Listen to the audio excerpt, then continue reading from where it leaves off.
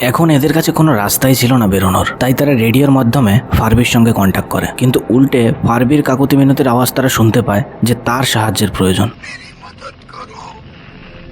আর এর মধ্যে radio disconnect হয়ে যায় এবং তারা প্রচন্ড ভয় পেতে থাকে। এখন এদের সামনে গুহার ভেতরে প্রবেশ করা ছাড়া আর কোনো অন্য উপায় ছিল না, তাই তারা বেরোনোর অন্য রাস্তা খোঁজার জন্য তারা গুহার আরো ভেতরে প্রবেশ করতে থাকে। একটু যেতে না যেতেই তারা আলো কম বেশি হতে দেখতে পায় এক জায়গায়, যে আলো হপারও দেখেছিল। আর এর মধ্যেই তারা দেখতে পায় সেখানে ফারবির মৃতদেহ। কিন্তু তারা এটা বুঝে উঠতে পারে না ফারবি অন্ধকারে খুব ভয় পেত, সে কি জন্য সে গুহার মধ্যে আসবে। সেখানে তারা ফারবির ভিডিও ক্যামেরা দেখতে পায় এবং সেখানে সমস্ত ফুটেজ তারা চেক করে। সেটা দেখে বুঝতে পারে ফারবি অনেক দিন ধরে গুহার বাইরে ছিল, কিন্তু তারা কিছু সময় আগেই গুহার ভেতর প্রবেশ করেছে। ফারবি বেশ ক্ষুধার্ত ছিল, কিন্তু শেষমেশ সে ডিসাইড করে গুহার ভেতরে গিয়ে সবাইকে খুঁজবে এবং তাদেরকে নিয়ে ঘরে ফিরবে। ফারবি সেই দড়িটা দিয়ে ভেতরে নামতে চায়, কিন্তু দুর্ভাগ্যবশত সে দড়ি ছিঁড়ে নিচে পড়ে গুরুতর আঘাত পায়। আর সেই কারণেই ফারবি রেডিওতে সাহায্যের মিনতি করেছিল। কিন্তু ফারবির সেই কথা বলা অন্য কেউ শুনে ফেলে এবং ফারবির কাছে সে আসে যে এমন এক ভাষায় কথা বলছিল সেটা তো ফারবি বুঝতেই পারে না এবং সে ফারবির উপর আক্রমণ করে। আর এটাই কারণ ছিল ফারবির মৃত্যুর।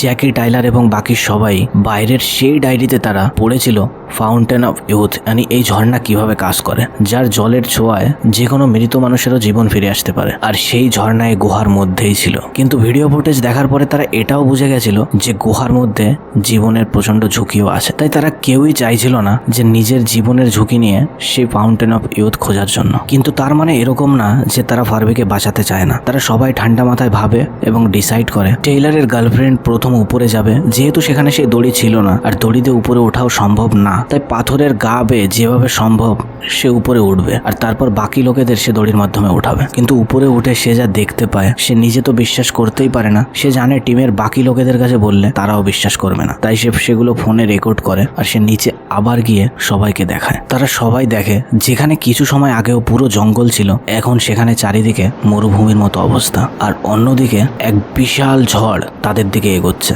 তারা বুঝতে পারে তারা এমন এক গুহায় প্রবেশ করেছে যেখানে প্রবেশ করার সময় তারা যে অদৃশ্যমান এক দেওয়াল অনুভব করেছিল, তার ভেতরে গুহার এক একটা সেকেন্ড বাইরে এক এক বছরের সমান। তারা কি করবে কিছুই বুঝে উঠতে পারছিল না। কিন্তু এর মধ্যেই তাদের কাছে সেই লোকটা চলে আসে যে ফারবিকে মেরেছিল এবং এখন এর সঙ্গে তার পরিবারও ছিল। আর এরা দেখতে অনেকটা আদিম মানুষের মতো।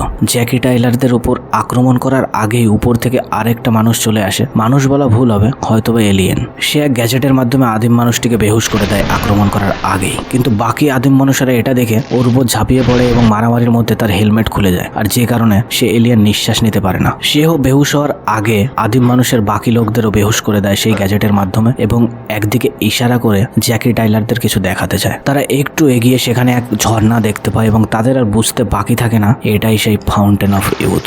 জলের মধ্যে তারা সবাই নেমে পড়ে এবং সবার ক্ষত ঠিক হয়ে যায়।